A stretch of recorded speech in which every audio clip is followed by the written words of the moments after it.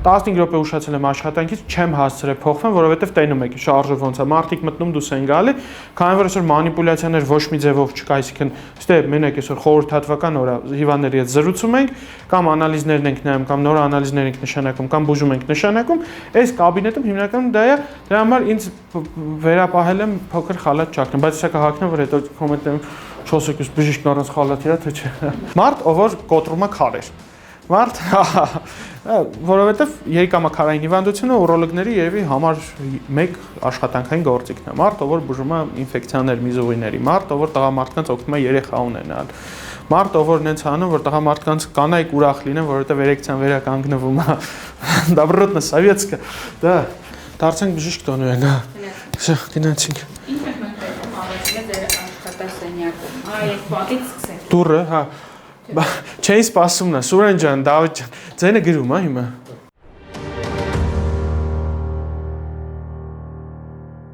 Մինչև 4-րդ, չէ, 5-րդ կուրս չէի պատկերացնում ինչ բժիշկ եմ ուզում դառնամ, կողքը Վլադիմիր Ավագյան բժշկական կենտրոնում ուղարկեցին դասի ուրոլոգիայի։ Մտա ներս, այնտեղ նստած էր իմ ուսուցիչը, իմ մոտիվատորը Երևան Սերգեյ Հարությունյանը, հիմա Վարդանանց բժշկական կենտրոնում է, ու Երևան Սերգեյչին երբ որ տեսա, ես դաժե չհասկացա, որ ես ուրոլոգ եմ ուզում դառնալ, այսպես մարդ եմ ուզում դառնալ։ Ֆանտաստիկ մարդ, ով որ պատկերացում ուներ բժշկության մասին, ոչ թե մենակ ուրոլոգիայով, ինքը աշխարհի մասին այնց պատկերացում ուներ, ինքը բջջի մակարդակով մարդուն պատկերացնում էր։ Իսկ երբ որ ինքը մարդու մոտ հիվանդությունը պաթոլոգիան տեսնում էր, ինքը չէր տեսնում, պոչկետա ցավ, ինքը տեսնում էր պոչկեն ցավում է, սրտի հետ այդ պահին ինչա լինում, շնչառության հետ ու ֆանտաստիկ անձնավորություն, ֆանտաստիկ բժիշկ ու ֆանտաստիկ ուսուցիչ շատ բժիշկների համար Երևան Սերգեյչը հանդիսացել, այդ թվում մոտիվատոր իմ համար, հետո որ արդեն տեղափոխվեցի Ռուսաստանի Դաշնությունում ուսումը շարունակելու, այնտեղ հոյակապ մասնագետներ սովորել են Վլադիմիր Մեդվեդևի ձեռքի տակ, ասենց ասած, կլինիկական արդինատուրան Կուբանի բժշկական ակադեմիայում ու մարդեր ով Եվրոպայից գալիս էին նային թե ինքը ոնց է վիրահատում, որ սովոր էին։ Ձիրքը ունեմ խոսացնելու։ Այդ գալիս է երևի ուսանողական տարիներից, որովհետև ես ինչպես բոլոր իրան հարգող բժշկականի ուսանող, ինչ եմ արել, կավեն եմ խաղացել։ Մենք ուրոլոգներով շատ կուռ ու քիփ համայնք ենք իրար հետ, մենք միակ ասոցիացիան ենք բժշկական, որ ունի մեկ ասոցիացիա։ Եթե օրինակ ստոմատոլոգներ ունեն 40-ից ավել ասոցիացիա, մենք մի հատ ենք կոչվում հայկական ուրոլոգիական ասոցիացիա։ Շատ ռազմերին մարդ եմ։ Ես ուզում եմ տարիներ ստեղ նստեմ, օգնեմ ու ամենակարևորը ուզում եմ սովորացնեմ։ Եթե ուսանողներ, արդինատորներ, երիտասարդ բժիշկներ ուզում են սովորեն, երբ ուզեն, գիտեն մարդիկ, ովքեր ինձ ուղղակի Instagram-ով գրել են, ասել են, կարան գանք ձեր մոտ սովորեմ, ասել են վաղը իմ մոտ լինես, խալաթով, ֆորմայով, գան իմ հետ աշխատեն սովորեն, որովհետև սովորացնելը բժշկի երկրորդ մասնագիտությունն է։ Հիպոկրատի երթումը մարդ բուժելու մասին չի։ Դուք կարդացել եք երթումը։ Հիպոկրատի երթումը սովորեցնելու մասին է։ Կրթելու մասին է հաջորդ սերունդներին, որովհետև Հիպոկրատը ենթադրում է, որ եթե դու բժիշկ ես, արդեն բուժելը քո գործն է։ Պետք է քո գիտելիքը սերունդ փոխանցվի հասնի մնացածին։ Դրա համար մենք աշխարհի բոլոր բժիշկներ ունենք մեկ լեզու, մեկ կոդավորում, ու այդ կոդավորումն աշխատում ենք, դա լատիներեն ու հունարեն լեզուն է, հին հունարեն։ Ինչ ունենք այստեղ հավաքված է այն ինչ որ իմ համար թանկ է կամ նվեր եմ ստացել։ Ստե իմ հիվանդներից մեկը ում անունը չեմ տա, գիտի որ ես Supernatural սերիալի մեծ երկրպագու եմ, Sverхъестественный, բոլոր ֆանատները թող կոմենտերում գրեն։ Ստեղ օրիգինալ Warner Brothers ստուդիոից դուրս եկած մեքենայի ու Jim Winchester-ի մակետն է։ Իմ համար սա շատ կարևոր է այդպես արտեֆակտ է, որովհետև այս սերիալը ով նայել է, գիտի, ֆանտաստիկայի այդպես բանից է, ինքը այդպես սուվենիրնի կառոպկայի մեջ մնում է։ Այս արձանիկը նվիրել է մեր սիրելի բժշկուհի Գայանեն Գալստյան, մեր քիթկոկորտական ջաբանը, պրիվետներ, երկու սենյակ ենք ոմա։ Այս պապանը, այս Ալիսան է, ես ու բալիկս ենք, ասենց սիմվոլիկ ինչ-որ բան է։ Եթե եկավ երեկոյան 6-ը,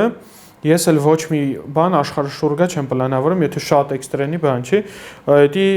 իմ կնոջ ու իմ երեխու ժամանակն է դրանից հետո սկսում, այդտեղ վերջանում, այսինքն ես եթե ինչ-որ գործառույթ, օրինակ ինձ որ ինչ-որ գործնական հանդիպում նշանակում, օրինակ 6-ից հետո ես միշտ մերժում եմ։ Հա, դա Ալիսայի ու Մերի ժամանակն է, հա, կամ ընտանիքի մյուս անդամների։ Ինչ ունենք ստեղ։ Դուրն են թակում։ Բարև ձեզ։ Ես որ խնդրեմ 5 րոպե կսպասեք, ահա։ Երբ որ ներս եմ մտնում հիվանդը, այդ ժամանակ երբ որ պացիենտ է գալիս, հիմնական քայլվածքը, հիմնական ձեռով եմ սեղմում իմ հիվանդներին, իրենց ձեռքի ուժը միացկամ հասկանում ինչն ինչոց է, իրանք ոնց են դուրս գալիս սենյակից, կամ ես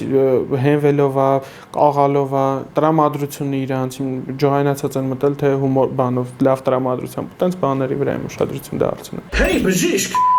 հենց տենց էլ ասում եմ, մի օր եկավ ինձ մոտ մի մարդ, այնուհետև երկրորդը, երրորդը, չորրորդ օրը, հինգերորդ օրը, վեցերորդը եւ շատ ու շատ բազում մարդիկ ինձ ասում են, հեյ բժիշկ, եթե չեմ լվանում սպիտակ փառա կապում, էլա։ Ես բժիշկ եմ, ով որ ունի բլոգ։ Ես տենց եմ ինձ բանը։ Բլոգերությունը աշխարհի ամենալավ բաներից մեկն է աշխարհում։ Մարդիկ եթե կիսվելու բան ունեն, պետք է կիսվեն։ Օրինակ ես բժիշկներին միշտ ասում եմ բլոգ վարեն։ Որ վիդեո եմ բերել։ Հարց էին ինձ տալի ով կլինեմ, եթե ես չլինեի բժիշկ։ Առաջինը երևի կլինեի խոհարար։ Շեֆ խոհարար։ Խոհարար։ Հա։ Այս չի երևում։ Չեմ սիրում ընդհանրապես ուտելը вообще իմը չի։ Вообще ուտել չեմ սիրում, ինչ տանք ուտեմ։ Սուրճ, թե ինձ շաուրմա եմ պատվիրեք ուտեք։ Ջան։ Ախպեր, ինձ ես ուզում։ Ես փսակվել եմ արդեն վաղուց։ Այն մի տղեն ուր է։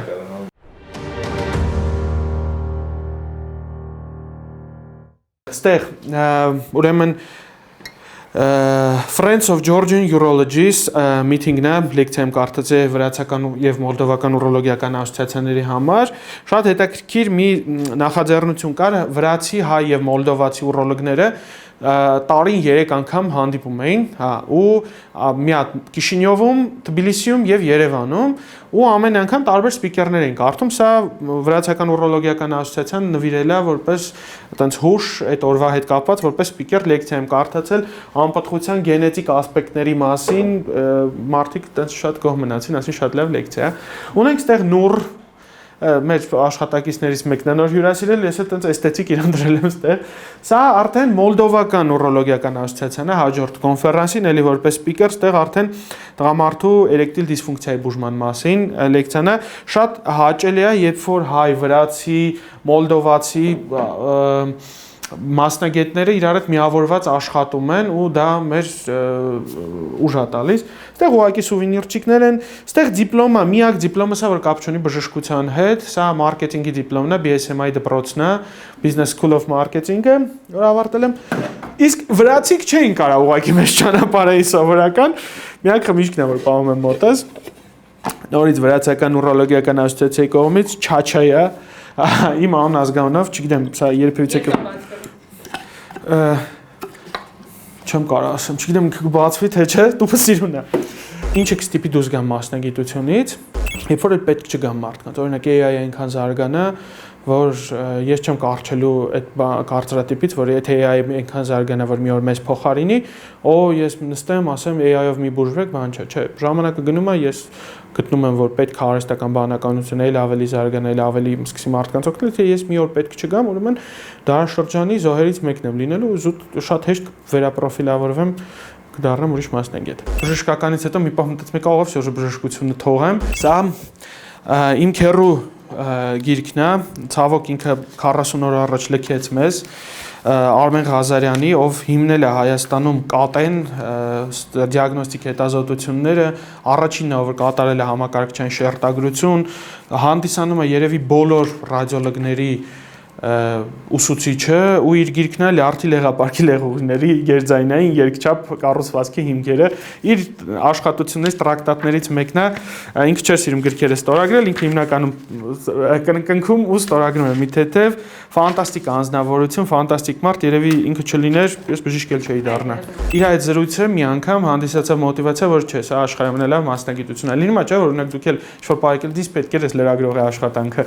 Ուրոլոգիան բացասական էմոցիաները փոխարինում է դրականի մարդկանց պարգևելով առողջություն, ընդհանրապես բժշկությունը։ Արվեստ չի, երբ որ մարդը չտեսնված գործիքով 1824 թվականին կաթետրիզացնում է տղամարդուն, որպեսզի միզապարկը դատարկի։ Մենք հələ գոնե կամերաներ ունենք, բան, իսկ այս մարդը աչքով ընդամենը մտել ու տեսել է այդ ամեն ինչը։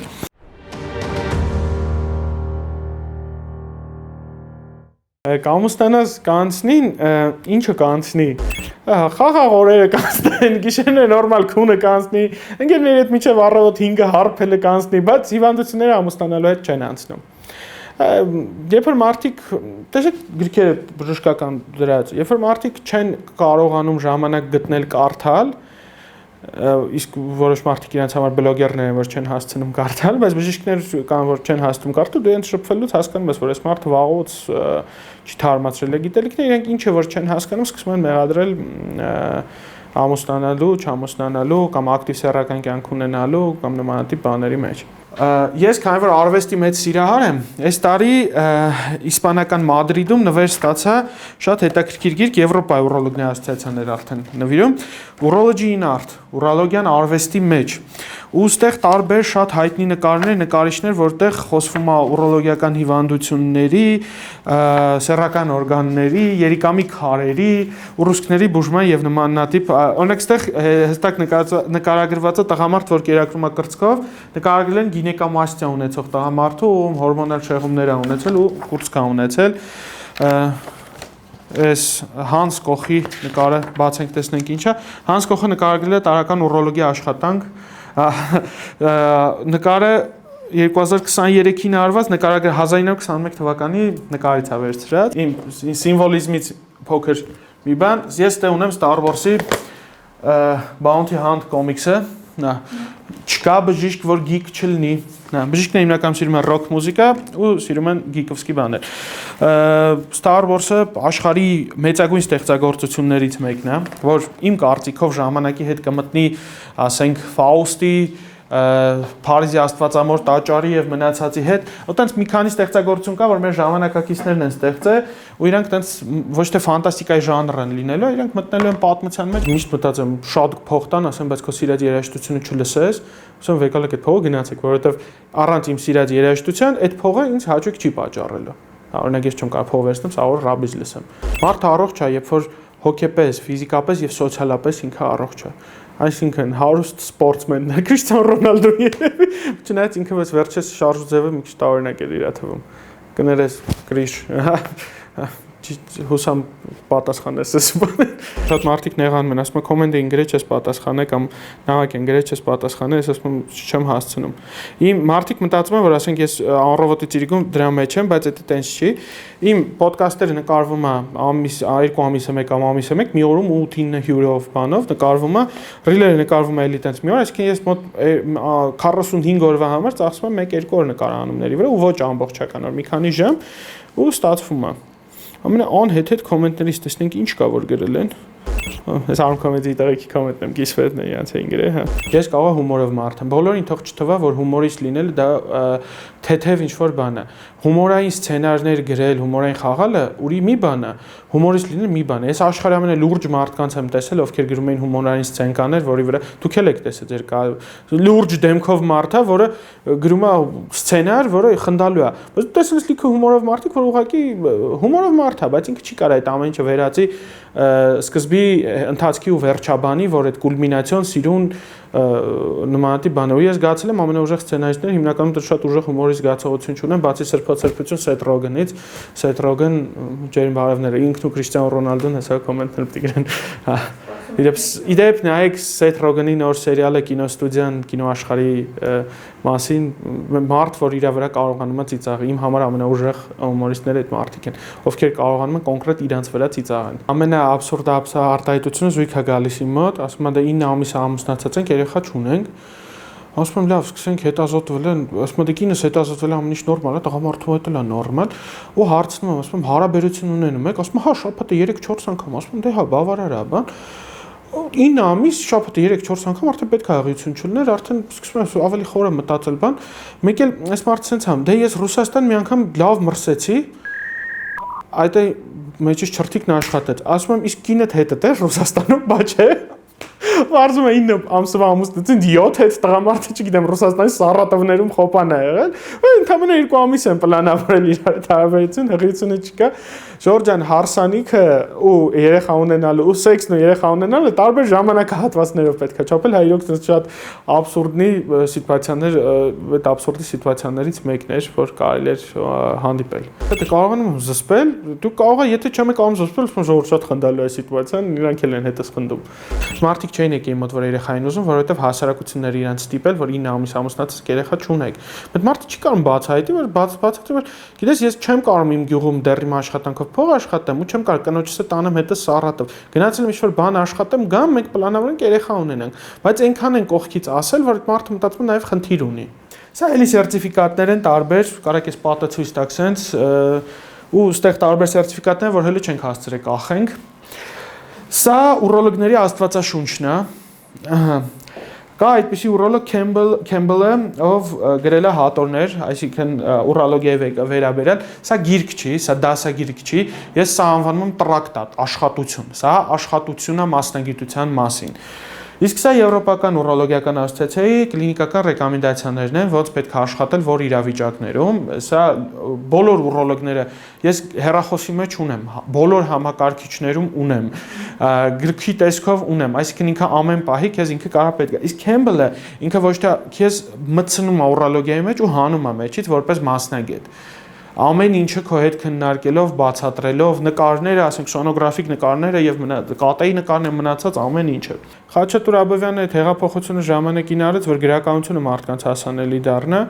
Մենք էլ անում ենք այն, որ բժշկությունը մարդկանց հասանելի դառնա։ Առաջ մարդկանց մինչև մեր բլոգ վարելը, մարդկանց համար բժշկությունը դա ինչ-որ մութ անտառ էր, որտեղ սև մանտյաներով մարդիկ, բայց հիմա որ դու մարդուն բացատրում ես ինչ-որ բան իր լեզվով, որ ինքը հասկանում, որ չես ասում ձեր անոթները մագիստրան, որ իջնում են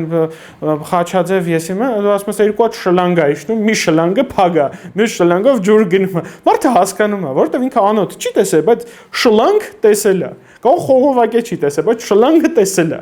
Հիմա կարող ինչ-որ մեկն է կոմենտ գրի ու բժիշկը որ շլանգ բառը օգտագործում է, ես իր մոտ չեմ այցելի, մի այցելեք, այնպես մարդիկ տեսեն, ինչքան գործուն է։ Առավոտ 8-ից կեսից չեմ կարող շնչել։ Հիմնականում ես կարողանում եմ պացիենտին բերեմ իմ դաշտ, նույնիսկ այն պացիենտին հետ կոնֆլիկտ ալնում, վերջում ամենաջիգյարով նրանց հետ են գլնում, հա։ Ինչ գլնում է, ասում եմ, ոդկի կանգնի, բաճկոնը թանի, մատիկով ցույց տուր, որտեղ է ցավում։ Լինում է հիվանդը խնդրում եմ, հա, դու չես կարող բացատրես։ Ասում եմ, մատը տար դիր ցավացող տեղի վրա։ Նա տենց բան կա, ասում է, 3 գանգատ, որի ժամանակ պետքա վազել հիվանդանոց։ Երբ որ արուն եք միզում, երբ որ միանգամից կուրանում եք, ու երբ որ ձեր ճնշումը 220-ը բարձրանում է։ Այդ 3 գանգատն է, որ պետք է տվել։ Դե ինչ ասեմ, Ժորժ ջան,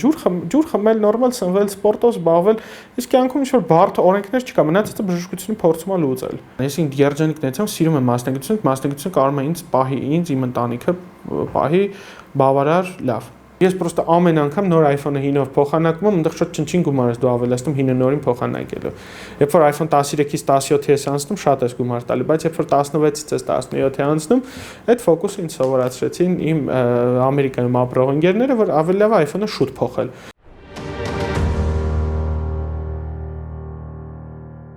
Մի անգամ եղել է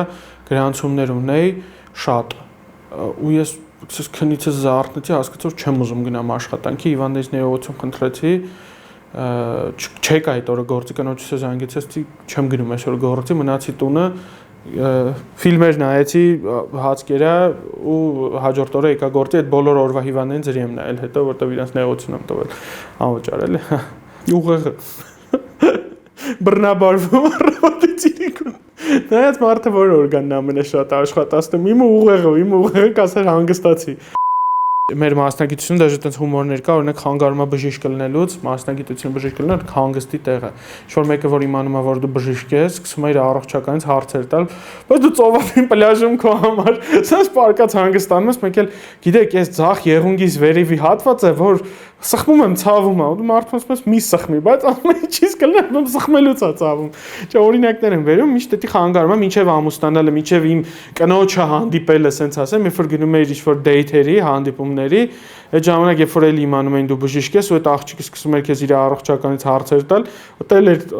ոնց որ եկել ենք ռոմանտիկ հանդիպման դառավ կոնսուլտացիա։ Կնոջս հետ ամուսնացել եմ, որովհետև իդեալական առողջ էր։ Եթե օրինակ ինձ հրավիրել են հարսանիք, ես պետքա 10:30 քնեմ, հա, ես 9-ից 15, 10-ից 15 պակաս դուրս եմ գալի հարսանիքի տեղից, թող ոչ մեկ չնեղանա ինձանից։ Այդ ես իմ կյանքի օրենքն եմ որոշել։ Ես իմ առօրյան պետքա հարմարացնեմ ինձ, ոչ թե նեղացող մարդկանց։ Ես Փարիզում 2023 թվականի կոնֆերանսի ընկերներով էին գնացել։ Հիմա սրտատրոփ սպասում եմ երբեմն կնոջս հետ գնալու, որովհետև Փարիզը կնոջ հետ գնալու քաղաք է։ Տղեկ չնեղանակ ինձանից, բայց ես ուզում եմ այդ նույն, որովհետև տղեկիդ մի քիչ ուրիշ էր, այս կաֆեում ուտում խմում էինք, հետո հաջորդում էինք ուտում խմում, Լուվրում ժամուկես ենք անցկացրել ընդամենը, հա, որովհետև շոկ էր, իսկ կնոջս հետ իրոք երևի կվայելեմ Փարիզը, շատ եմ սիրում Հռոմը, շատ եմ սիրում Իտալիան ընդհանրապես երկրներից։ Ինձ միշտ օրինակ չի ձգում դեպի Միացյալ Նահանգներ, Կանադա եւ մնացած բոլոր տարի, ես սիրում եմ Եվրոպան իր այն դարավոր մշակույթի համար, որ ինքը դրել է մարդկանց մեջ, այդ դրա համար եվրոպական հանգիստը իմ համար լավագույնն է։ Ծովափի հանգիստն էլ դուք իմ բնույթը հասկացեք, իմ համար չափից դուրս ձանձրալի է։ Պանթեոնում քայլում ես Միսակ Մանուշյանն է, կողքը Ժան-Ժակ Ռուսո, Վիկտոր Հյուգո, դու հասկանում ես նույն էմոցիաները զգում եմ, որ Կոմիտասի անվան Պանթեոնում եմ, որտեղ դու քայլում ես ու մարդիկ են, ով քո անձը ձևավորել են իրենց մշակույթը թողելով։ Մշակույթը ամենակարևոր բանն է մարդկանց ու ազգությունների համար։ Մշակույթը դա մեր հայկական մշակույթը իմ համար ամենանեղվելունն է դուրսը երկրներում, մանավանդ դրսի հայերը, երբ որ մեր մշակույթը ասոցացվում է կոնյակ, խորոված, քյաբաբ, ես խնդրում եմ, էլի ինձ ռիլի տեսքով կտաս այս խոսքը։ Դուրսը մենք ասոցացվում ենք կոնյակ, քյաբաբ, խորովածի, ոչ թե Կոմիտաս, Փարաջանը, Վիլյամ Սարոյան ու մնացած Արամ Խաչատրյան ու մնացածը։ Երբ որ ես դաժե Ռուսաստանի հայերին իմ ընկերներին ասում եմ եղբայր, Թաթուլը, Սպիտակցի Հայկոն հայերեն են երգում, բայց դա հայկական երաժշտություն չի, հեսա կոմենտներում ինձ կկախեն։ Կոմիտասն է հայկական երաժշտություն, որովհետև երբ որ Կոմիտասի Շուշիկին է մարդկանց ականջներում, էմոցիաները քեզ տանում են դեպի արևմտյան Հայաստանի ոչ թե եկեղեցիներն ու վանքերը, այլ անի ու Ղարսի նեղ փողոցները, որտեղ կոշկակար Կարապետը առավոտը բացել էր իր կոշկակարանոցը ու նոր զույգ կոշիկ էր կարում, իսկ այնտեղ դերցակ Պողոսը նոր շորն էր կարում, իսկ այնտեղ մսագործը էդ է տանում, քեզ տեղ է տանում այդ ամեն ինչը։ Դեպի Կոստանդնուպոլսի հայկական թաղամասերն է տանում այդ ամեն ինչը։ Իսկ դում դա հայկականությունը չի, դա մեր այն հայկականությունը դա իմ համար դա բրուտալությունը չի, դա մասկուլինությունը չի, հայկականությունը դա նուրբ ներփերանգ է, որ Շարլ Ազնավուրի ձայնից սկսած մինչև խաչատրյանական էմոցիաներում ու Թամանյանի գծած քաղաքում է երևում։ Այսպես մեծ անուններ եմ տալիս կամ ավելի այսպես նեղ անուններ տամ։ Էդ է մեր նուրբ ու տանչոնի վկուս ոնց կլինի հայերեն համը, հա, երևի համն ու հոտը, որը մենք փոխել ենք հայցեքարտը, որով մենք փոխել ենք մեծ հավաքույթների ժամանակ դղկլը ցնցլներով, խորոված ու կոնյակի հետ ասոցացվելով։ Չէ, իմ համար հայությունը մի քիչ ես դրա մասին կստացի չէի խորացել։ Երբ որ մարդիկ Վիլյամ Սարոյանը կբացեն, կկարդան, ասում էր ես հայ գրող եմ, ուղղակի անգլերեն եմ գրում, ու դուք կհասկանաք թե ինչքան հայկականություն կա, իմ անունը Արամն է ստեղծագործության մեջ, Հայրիկ Դուխենթը ստեղծագործության մեջ, մարդկային կատակերգություն ստեղծագործության մեջ, որի համար Վիլյամ Սարոյանը Օսկար է ստացել։ Այնտեղ է մեր հայկականությունը։ Մի հատ էլ հետաքրքիր բան ցույց տամ, սա գովազդ թող լինի, մարդիկ թող մտնեն առա, սա մեր շատ սիրելի Տեր Մարկոսի բլոկնոտն է, այսպես կոչված, Աստվածաշունչ ուսումնասիրելու համար։ Երբ որ դու տալիս է ինքը քեզ, որ Սաղմոսը կարդաս այդ օրը, Աստվածաշնչի որ գլուխը կարդաս կամ որ գլխի որ տողերը, որպեսզի ավելի հեշտ ու ուսանելի լինի, թեթև լինի։ Ես Աստվածաշունչ մինչև այս արդեն շատ ինտենսիվ կարդացել եմ, եթե ուշադիր նայեք, այնտեղ կողքը նոր կտակարանը միշտ կողքից դրված է։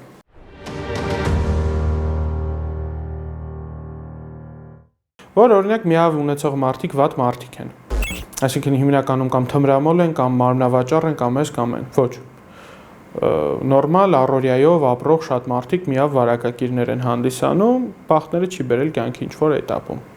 որ նույնը սեռավարակն է, որ եթե մարդը սեռավարակ ունի, ուրեմն անպայման ինքը որ չգիտեմ, բարոյական հատկանիշներից զուրկ է, չկա նման բան։ Մարդիկ ապրում են ազատ սեռական կյանքով, հիմա ինչ որ պահի, ինչ որ հիվանդություն են ձեռք բերել։ Դա կարծրատիպեր է, որ ունեն շատ բժիշկներ։ Ու այդ կարծրատիպերը իրենց նաև խանգարում է աշխատելու, որովհետև չեն կարողանում մտնել հիվանդի դրության մեջ։ Որտեղ չեք կարա հանդիպեք երբեք Դավիթ Տոնոյանին։ Ալուց հետաքրքիր հարց եք տալ, որովհետև ամենտեղ կարելի է հանդիպել։ Ես մարդ եմ, որ օրը կարա սկսի մարզասրահում, հետո վերջես գնացել էինք Փեթակ, առևտուր էինք ամընկերոջս հետ, այն Փեթակի դեմին քյաբաբներից կերանք, դրանից հետո կարանք հանդիպենք Նորքի ինֆեկցիոնում, ու դրանից հետո ես կամ լինեմ գիշերային ակումբում, կամ ամենաշքեղ ռեստորանում, կամ չգիտեմ, որևէ Զավիկի Ղարսի կողքը, դες սա ուտելիքի շուրջը։ Հա, չէ, դոմինանտը չի, չէ, ու օրինակն եմ, որտեղ չեք կարա հանդիպեք, ինձ թվում է